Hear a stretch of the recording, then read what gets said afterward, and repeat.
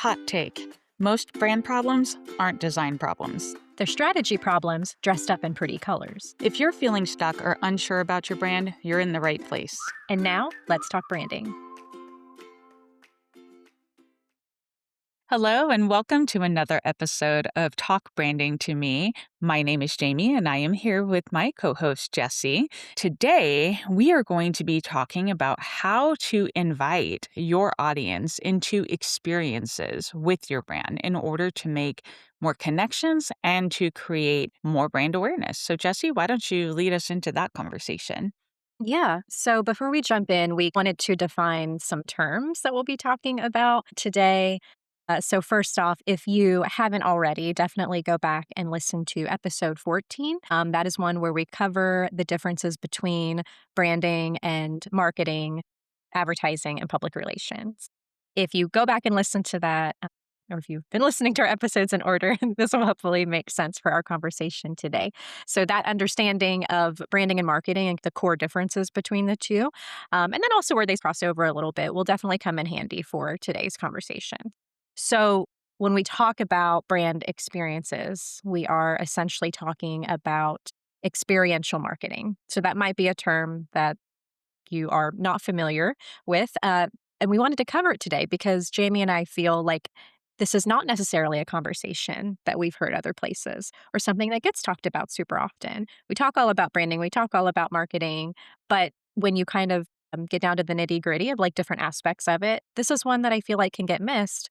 But we're surrounded by it in all kinds of ways every day, right? With all of the brands that we love, include the ones that we grow ourselves. Basically, experiential marketing is a form of marketing in which you invite customers into a branded experience of some kind. It's a way for you to show off your brand to your target audience, if that makes sense. You can think of it as an experience, which just basically means it can be a single event. It could be a series of contacts that a client or a potential client has with your business. It just gives someone a unique or different way to experience the brand. It can be done blown out in a big way. It can be done in a really simple, minimal way. Here are a few examples, like a client onboarding process. The way that you bring a client into your world, get them started on a project, you start working together. You'll hear us use that term onboarding. You go through the process, get done with the project or the work, and then you offboard them. You wrap up with the client, right? So you might hear those terms onboarding, offboarding. The experience that a client has when they start working with you through a service experience, or if you are someone who sells products. How does someone come to find you? How do they buy the product? How do they leave you, right? So it's all about experience when we say experiential marketing. Jamie, I'll go ahead and let you define another type of experiential branding. This is where we start to cross over into the threshold of marketing. Mhm. Event marketing, which is very much your area of expertise with your background in event planning and all that fun stuff. So I'll let you take that from there. Another term that we want to define for you is event marketing. So it is a closely related concept to experiential marketing because events are experiences. Sometimes they could be used interchangeably. But in terms of event marketing, we're talking about when you use live events, whether they're in person or virtual or even a hybrid of the two, to market your product, service, or brand through direct engagement with your audience. So your potential customers or clients or your actual customers or clients that you already have. This isn't to be confused with the marketing of events, which is also called event marketing. For today's purposes, we are talking about using experiences and events to promote your brand. We're not necessarily talking about the strategy, the marketing strategy for a specific event.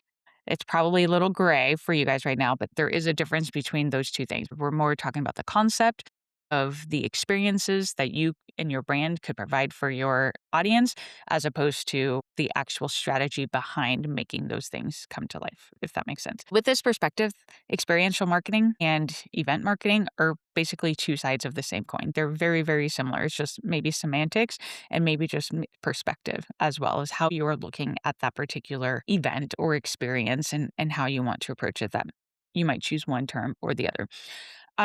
So some practical examples of what we mean by event marketing. What would that even look like for your brand? Well, trade shows are a huge example of how brands use events to market their brands, right? So it may not be necessarily their own trade show, but they go and they participate. They bring their brand into the real world to connect with the attendees at a trade show. We see this also with really large sporting events like NASCAR, Formula One, Super Bowl, World Series. So the brands that come to those events and they participate and they align their brands. That's the idea that we're talking about here. Music festivals are another excellent example. If you think about ones that you've heard of, like Coachella or Stagecoach, at the time of this recording, CMA Fest is happening in Nashville. So brands showing up and participating and being out there in the real world so they can get face to face time with their target audience. That is what we are talking about in terms of event marketing. So, Jesse, I'm going to toss it back to you to help us dive a little bit deeper into this. Yeah. So we kind of wanted to talk about how small businesses can incorporate or improve on internal brand experiences for their clients, because that is primarily the audience that we're speaking to. And it's an audience that we are a part of as well, being small business owners. So, what are ways that small businesses can provide a branded experience for a client that makes it a little bit more personal and a little bit more customized, that allows a customer or a client to experience a brand in a different way? So, small businesses can do this in multiple ways. I just mentioned a moment ago designing or sending an onboarding packet or a package to welcome someone in when they do start working with you. That is a great way to introduce your brand to someone, to set the tone, set the pace for what they can sort of anticipate and expect during the time of working together. We understand you might work with a client one time on one project. That project might in turn develop into a long term relationship where you do multiple projects for that client over the course of months or years. So, the way to do that is by making a really good first impression. And you can do that very easily. And it can be very simple. You can just email a PDF that introduces who you are, again, what they can expect to experience, what you might need from them, what they can expect to receive from you, etc. And that way, it leaves no stone unturned, and it kind of sets you up for more success, because then there aren't any big surprises or bad surprises, rather, any hiccups along the way. It sort of helps to kind of alleviate that a bit and give someone a chance to get to know the brand that they have just invested in working with. We can also do this by providing customized presentations for different meetings. I know a lot of times for clients, I have even put their branding on a slide deck and then they go and present that to somebody that they're working with. That way they have something branded that they are able to share with the group that they're speaking with or presenting to. Client gifts. I love this one personally, because I know we've both done this. I've kind of gone through different phases with like anniversaries, holidays, special moments for them, but that's a great way to send, it could be like a branded coffee mug or a journal or a gift card or something like that, where maybe you give them discount for future services with you. So it also just shows some thoughtfulness and some intention. It's just a fun way to have more of a personal connection to your clients' brand. We can also do this with offering branded swag. So it kind of piggybacks off that a little bit, which we love. When we started this podcast, I mean, perfect example, real life. Jamie and I ordered these fun pullovers with a talk branding to make insignia, not an exact logo at the time, but it was just something branded and something kind of fun that we could wear, together and help promote the podcast. And it's really comfy. I just like to wear it anyways. It's too Even hot just for at me. home. I need a branded tank top now. It's so It's too warm. hot. I love Yeah. branded swag. And personally, just to interject myself here, Yeah, go ahead. I just had a lot of great feedback from clients. I love great swag. And now we're not talking necessarily like the cheap stuff. That's part of that experience that you are trying to communicate and connect with your clients. So be really thoughtful about what it is you're creating. But I will say, I'm a huge fan of swag. I have sent a lot of it to my own clients. And now I'm thinking, I've got things in a box here. I got to start pulling stuff back out and getting it Mhm. into the hands of people I work with or want to work with. So thank you for that reminder, Jesse. Yeah, and you've done a really good job of that. I know you have done like stickers and Mhm. decals, fun little pieces like that. I have one still on my bathroom mirror from a few years Yes. ago. So yeah, Yes. I there's the little piece of you on my bathroom mirror every day, but it reminds me of embellished brands. And Yeah. it's your colors and it's your brand vibe. Just inserting myself so you think of me every time you brush Exactly. your teeth. Exactly. It's a fun way to keep your brand at the forefront of someone's mind, is the way that I like to view it. And you're right. Who doesn't love like hats and bags and fun branded stuff like that? When you go to a conference, when you go to an event, again, exactly what we're talking about. That's stuff you can distribute. And it just allows people to feel more connected to your brand. Another just thought that you can do for providing a branded experience for a client as well is to go old school and have some branded stationery and write like a handwritten card or note. I feel like that obviously gets lost in the digital time and space that we live in now. I've sent notes to clients and I've also received notes from people I've worked with as well. And there's just something, again, about that personal touch and your logo on a little piece of stationery. I've designed plenty of that for clients as part of brand launches as well. So it's a way for you to stamp your brand on something, send it to someone else, and it makes for a nice little keepsake for them. Doesn't really matter how you do it. You can do it in smaller, big ways, but it's just about providing an experience that's memorable for someone so that they recognize your brand, they're aware of it, and who you are and what you do.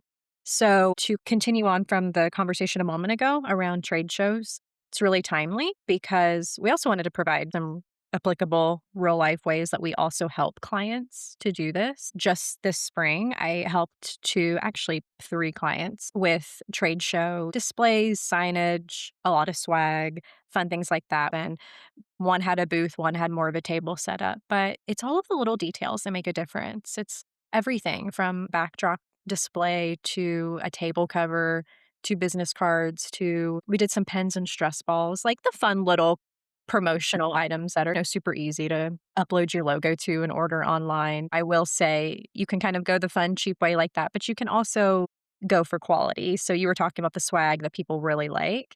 I think if you do invest a little bit more in better quality swag, there's just something about it that it's a little bit more sophisticated. They find more value in it because it is higher quality. And just think about what you are putting your brand on, right? So it needs to be something that is tangible, is memorable, does have quality so that people will be able to remember and maybe appreciate it and see more value in it down the road. For these clients in particular, these were women who we had designed brands and websites for. Well, they were excited just to have a logo now to put on things and have a website to send people to that they were actually proud of and not afraid to show the world. So, taking it a step further with them setting up these trade show exhibits, it created a brand experience even for them because they could see how their brand was brought to life. Like it allowed them to see full circle the whole point of why we as brand designers do what we do. Like, okay, you have the logo, you have the website, but now you can put it to work.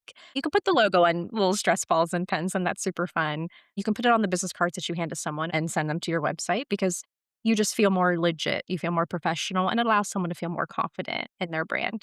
A trade show, a conference, any kind of event in general, allows you to expand your brand a bit, create more touch points, and just create extensions of it that people can experience beyond just reading an email, reading a blog on a website, listening to a Yeah. podcast. And it gives people that in person experience. Brand experiences also don't have to be elaborate events or gifts. So we're talking about all these fun things like setting Hmm. up at places and creating swag and all of that, and that's super fun. But it can also be very simple. It can just be the way that you work with someone, the way that you make a first impression, the way that you communicate, the way that, you deliver the service or product. Just giving them a positive experience, which I really pride myself on. I know you do, Jamie, too. Like just the way that we handle and manage a client. Like we want them to have a good experience with us. A lot of times we don't even meet or know them in person. We're communicating over Zoom and over emails. So, Yeah. because we do work with people virtually and remotely, I think it's even more important to make sure that we're providing a really good experience for them because they're not with us in person all the time. Even if you don't have a ton of funds to invest in attending a conference or ordering a bunch of swag, that stuff does get expensive sometimes. So Hmm. also know you can scale back and just be a good business owner, just be a good steward of your brand as you always like to say. Just Hmm. provide someone an everyday solid experience when working with you as well. That's also a great way for them to think more positively about your brand. And also, it allows them to more than likely refer you to other people, which just reflects well back on your brand. Hmm. Yeah. Jesse, you said a word that really jumped out at me, and that was touch points. And I think that is such a key word to remember about brands and experiences, whether you are thinking about your own business and how you want to cultivate better touch points with your clients or potential clients, as well as on the event side. What kind of touch points can you incorporate into an event that you might be participating in or maybe creating for your own brand to implement touch points? That's such a good word and such a good reminder, I think, of what it is we're talking about. It's those connection points with your audience. I think that was such a good keyword that you mentioned there for our listeners to kind of tuck in their back pocket. I would like to share a little bit about my approach to marketing and branding and how I got started. I literally went to college to get a degree in hospitality and special events. And my first love was events. I was the friend that was the one always bringing people together. I was planning activities, I was throwing parties. I was the fun friend, I guess you could say. No wonder that is professionally where I got my start. And I loved it. I did special events for nonprofits. And as we all know, nonprofits basically work off of donated funds. My job when I worked with nonprofits was to help them raise money through events and experiences. That is how I got a crash course in marketing. What marketing tactics work? What doesn't work? And then also, how do you do it on little to no budget? So I learned really quickly and really young how to be resourceful and a bit scrappy in doing these things. The point in sharing all of that with you today is to build a bridge, I guess, between the branding and the marketing sides that we are discussing today. So, from an events perspective, here are the takeaways actually that I think really do apply to small businesses. First of all, my experience has taught me that events help build a brand and your brand helps build the events. So it really is a cyclical effect. You can build your brand through event marketing by putting on events and participating in events. They can go hand in hand if you really want to lean into events as a way to promote your brand and then use your brand to promote your events if that's what you choose to do. Um, we've also talked a lot about authenticity in branding. When event marketing is done really well and those touch points are really carefully thought out and planned, it is a wonderful way to invite people to authentically experience your brand. That will allow you to build deeper relationships with your target audience. Jesse, you gave a lot of really great examples. So, those thoughtful touch points and how you mentioned building out the brand and bringing it to a trade show and allowing those clients to show off the brand that they had built and create an in-person brand experience. Think about that. Bringing back the authenticity piece of it, because we talk about that a lot on this podcast. I guess be cautious of the brainstorming and like, oh my gosh, this sounds fun. Or I've seen a lot of people doing this thing. So we should naturally do that too. Maybe or maybe not. Because whatever that thing is, there's always trends. There's always these things that you see people doing. I would say qualify each of those options and pick the ones that are most authentic to your brand. Because if you choose something that isn't authentic to your brand, it's going to stand out or maybe stick out like a sore thumb. People are going to go, oh, that was interesting. I wonder why they did that. Just keep that in mind, the authenticity factor. I love brainstorming a good event, and I'm actually working on one right now with a client. It's a big in person event.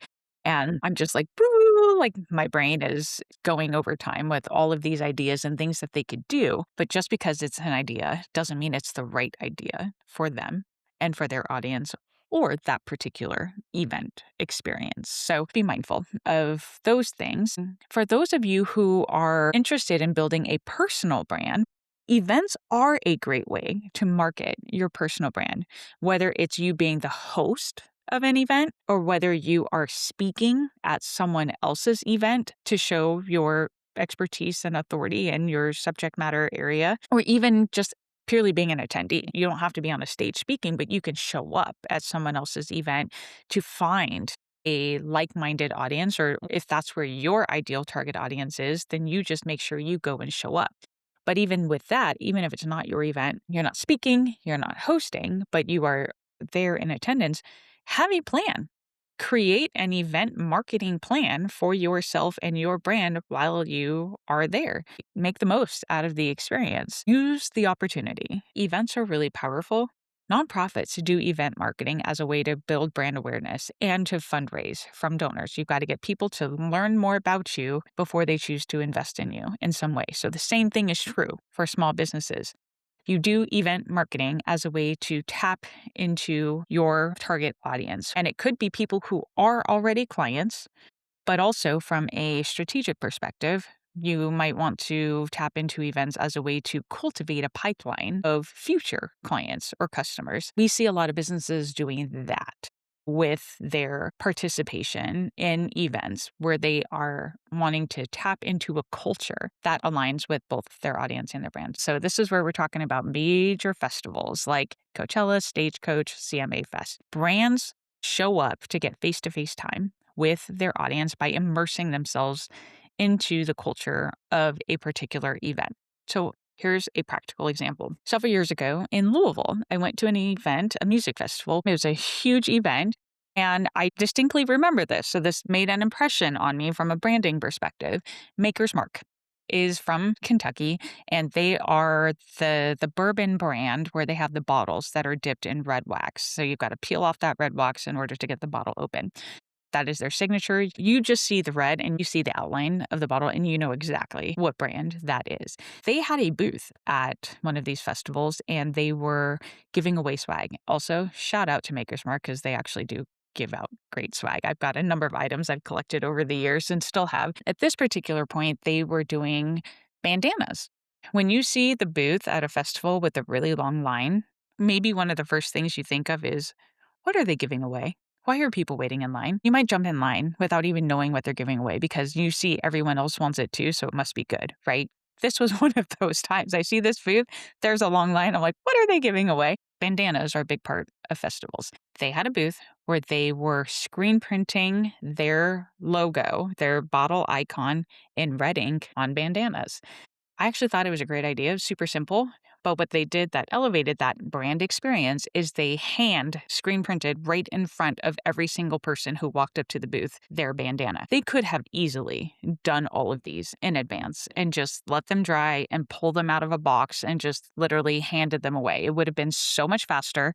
And the people, the poor people who were screen printing these things in the heat during this festival, props to them. It would have been so much easier to just do it that way, but they wanted to create an experience, and they did. So all of us waited in line, and we stepped up to the booth, and they pulled a blank bandana out of a box, put it on the screen, and applied the ink and did the whole thing, and then pulled it off and said, okay, it's going to take about 5 minutes to dry, so be careful. And then we walk away holding our wet ink bandanas until they dried. That was a perfect example, I think, of a brand showing up inside an experience that someone else is putting on. They created their own experience and it was 1,000% on brand for their particular brand. And it aligned really well with the brand of the event that they were participating in. I recently watched a live broadcast of Stagecoach in California. And so, of course, they had commercials during the different acts that were on stage. They're like, here's the American Express experience, and here's this experience, and here's this brand experience. Personally, I found it fascinating watching how a credit card company went all in on the music festival experience and designed this whole on ground event experience for the attendees that chose to come to their booth and walk through and participate. You don't have to go that big. We realize our audience is small businesses, but you could take some of these lessons and apply them to your own brand. Yeah, I love that. And I think clearly the lesson here is that it left a really good impression on you for you to be able to remember the details, no matter how big or small you go with creating a branded experience for your client. The whole point of this conversation is to just do your best to leave a really good or unique impression so that, again, you stay top of mind for them.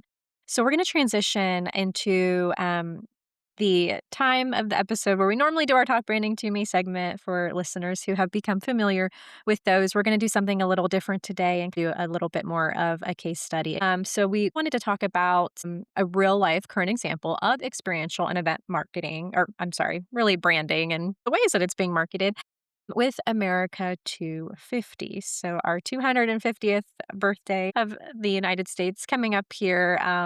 And real quick disclaimer, we just want to put out there that this discussion today is not at all a political discussion about the US in terms of history or politics. We are simply viewing America 250 as an independent brand built around the purpose of recognizing a significant historical event. So, we're doing this case study on America 250 to examine lessons that we can learn and apply to our own businesses. So, in America, as mentioned, we are, of course, celebrating 250 years since the Declaration of Independence was signed. Today, we want to explore how the brand and marketing campaign is celebrating this semi-quincentennial event, right? So, Say it's not that 5 times centennial, fast. it's not bicentennial. So, fun fact for today, in case you weren't aware, the 250th celebration is a semi-quincentennial.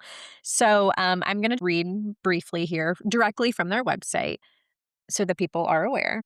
This is an opportunity to pause and reflect on our nation's past, honor the contributions of all Americans, and look ahead toward the future we want to create for the next generation and beyond.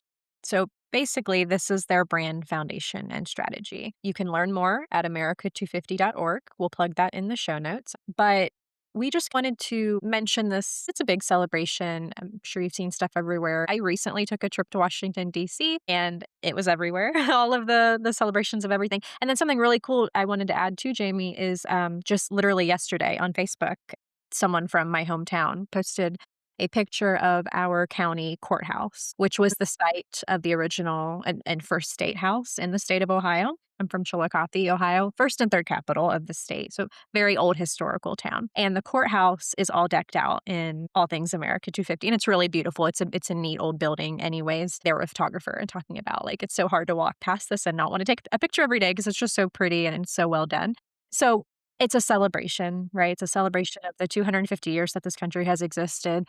And America 250 itself has been this like brand identity that we're just seeing everywhere. And go to the website, learn more about it. We're not going to go into all of the details that way, but we just wanted to bring attention to ways that this country is celebrating an event. I mean, the United States is a brand, right? You can break this down in so many ways. And then America 250 is sort of like a brand of the country. And it's only unique to this year, which makes it special, right? So July 4th, 2026 from July 4th, 1776, all of the history and everything packed in between. I think it's just a way to reflect back on just the history, the culture. There are so many like aspects to this. I think you would probably do a really good job of explaining how it's kind of a massive marketing campaign for the Yeah. US, right? And it's not Yeah. just for this country.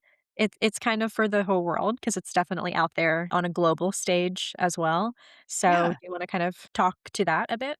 Yeah, of course. And actually, Jesse, what you just said brought to mind a previous episode that we did on legacy brands. And the framework reminds me a lot of how the Olympics are set up, where the Olympics have kind of this global brand, but then each Olympic Games in their respective locations has their own individual brand, but it's still tied into the brand of the overarching Olympic Committee. Similar thought, not exactly the same, but very similar here. We're celebrating the United States, which of course it has its own brand. We're not getting into that in terms of history and politics, but America 250 is sort of a sub brand of that, or something at least very closely aligned with the umbrella brand, so to speak, that is the United States of America. So, as you said, yes, I believe this is very much a marketing campaign, not only to the citizens, because we are here and they're inviting us to remember the significance and to celebrate the significance as well as get involved in one way or another.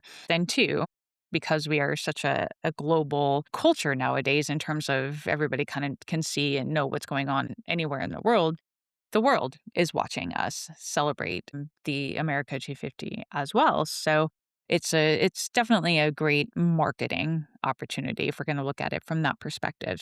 I want to share another quote that we grabbed from their website that I thought was really interesting. They say, America 250 will foster shared experiences that spark their imagination, showcase the rich tapestry of our American stories, inspire service in our communities, honor the enduring strength, and celebrate the resilience of the United States of America.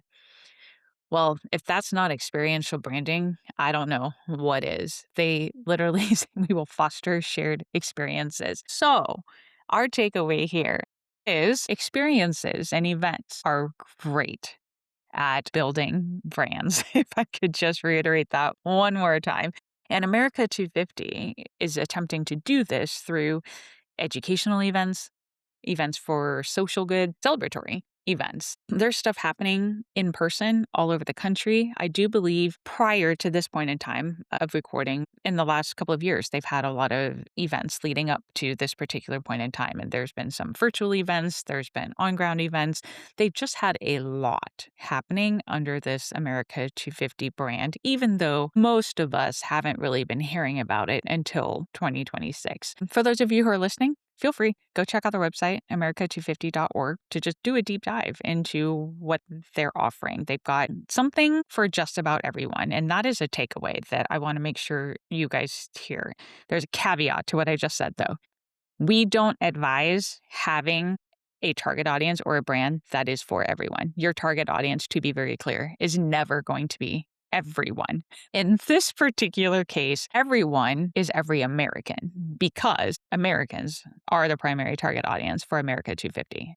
Those of us who are spread throughout all of the different states and territories, it's a lot of people. They have come up with a game plan and an experience plan in order to involve as many Americans as possible. So, that phrase, they created something for everyone, please hold that loosely. That is never our advice to you as a small business building a brand. We never want to go after everyone. We want to go after a very specific, targeted group of people who will most resonate with your brand. Having said that, essentially, they were very thoughtful in terms of how they can reach as many people as possible through the different aspects that they have declared as part of their brand and their mission for this particular experience. They've got, again, educational events, they have opportunities to do social good, volunteering, donating, and then, of course, all the celebratory opportunities where I'm starting to actually see a lot of marketing around block parties for America. They also have a merch shop online. They went and solicited small businesses to create products with America 250 branding on it. There's a lot of different touch points for Americans to get involved and just celebrate this milestone that we have in our country because of what it is. It is just naturally at a very large scale. But what makes most sense for your brand? Probably something on a much smaller scale. Please just remember your audience is not everyone. Know who your target audience is very well. Choose specific touch points and experiences that will resonate most with your particular audience as well as your brand. What makes most sense for your brand and what will connect the best with your target audience. So, one other takeaway would be go back and reference episode 10 if you haven't yet. We talk about legacy brands. This is a great connection back to that as well. Again, this is kind of a global brand and a global campaign of sorts, that extends all beyond just the US. So listen to that episode and our points that we make there and connect it back to what we're talking about here, which is simply creating something that's long lasting and kind of timeless and that everyone will be familiar with, but take the lesson in creating a memorable brand and apply it to how you do that in a small business way, which again is just providing a good experience in general when someone works with you, right? One other thing I wanted to touch on is partnerships. So, how America 250 has kind of leveraged brand alliances to create exposure, momentum, and results through cross promotional opportunities. Another kind of Olympic example, Olympian Shaun White is actually the official America Gives ambassador. There was a branded ball drop in Times Square on New Year's Eve. There are just a lot more examples of these types of collaborations on the website that we mentioned. So you can take a look at that and explore around and notice that many of these collaborations are through events. The Rose Parade, if you're familiar with on New Year's Day, block parties like we talked about. Can only imagine how crazy July 4th will be with just all of the extra All the time. celebrating. Yeah. that will be on top of what normally is done. Will probably extend well beyond just some fireworks and backyard cookouts. So might be kind of crazy. But anyways, it'll be also interesting and exciting to see how the country comes together to celebrate such a big milestone. I think we're about ready to wrap up though. Jamie, do you have any final thoughts to share with our listeners? Yeah, I just wanted to piggyback a little bit on that last point you just made. Partnerships or collabs, the word we commonly use in the online sphere, that's a great way to help grow your brand and also maybe reduce the risk of some kind of event experience. If you partner up with someone or maybe another brand, we'll just use that word here. If multiple brands partner together, if they're aligned in a way that makes sense, that can help you get more exposure, and also you all are leveraging each other's brands and skills and experience and all that you're all bringing to the table. That could be a really great way for small businesses specifically to step into this event marketing or experiential marketing realm and try to grow their brands that way. I know as a small business owner, it is scary. Events can be a little spendy if you're wanting to do something. So, for example, I've wanted to do retreats for a while. I am still kind of gathering my thoughts and maybe even courage to do something and fully activate a retreat. But one of the reasons why I haven't done it yet is the financial risk that's involved. Some events can be a little spendy for the person that is putting it on. They're out of pocket on a lot of those expenses until they can sell tickets or however they are able to recoup the costs of those events. But partnerships can be really great, whether it's in the form of you and maybe another brand going in on something together and you're splitting the cost, or whether it's even aligning with other brands so they can be sponsors of this thing that you want to be doing. There's a lot of different ways that you could leverage partnerships. Um, but I definitely love what comes out of collaborations. And I also love reducing risk. If you all have heard me talk on any of our previous episodes about that. Do you have any other thoughts, Jesse, before we wrap up? No, I don't think so. What a great conversation that we had today. I know we packed it full, with a lot of information, but I think it's super helpful and relevant. It's important to us that there is always some kind of lesson to walk away with after listening. So hopefully you can take some little tips and tidbits and apply it to your own brand and help you kind of format and customize maybe an even better experience that you give to your clients or your customers. So thank you for listening to another episode of Talk Branding to Me, and we will talk to you again soon. Before you go, if something clicked for you today, please share this episode with one person who needs to hear it. And while you're at it, follow us on Instagram or grab resources at talkbrandingtome.com.